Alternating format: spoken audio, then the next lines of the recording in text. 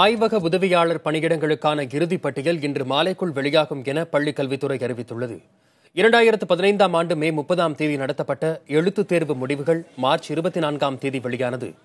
4362 பணியிடங்களுக்கு சான்றிதழ் சரிபார்ப்பு கடந்த 9ஆம் தேதி முதல் 11ஆம் தேதி வரை நடைபெற்றது. அதன் அடிப்படையில் இறுதிப் பட்டியல் அந்தந்த மாவட்ட முதன்மை கல்வி அலுவலர்களால் தயார் செய்யும் பணி நடைபெற்றது. இதுவரை விழுப்புரம், பெரம்பலூர், திருச்சி மாவட்டங்களில் இறுதிப் பட்டியல் வெளியான நிலையில் இன்று மாலைக்குள் எஞ்சிய மாவட்டங்களில் சிலவற்றில் வெளியாகிவிடும் என பள்ளிக்கல்வி இயக்ககம் தெரிவித்துள்ளது.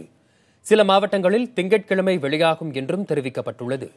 இறுதிப் பட்டியலை அந்தந்த மாவட்ட முதன்மை கல்வி அலுவலக இணையதளத்திலோ நேரிலோ சென்று அறியலாம்.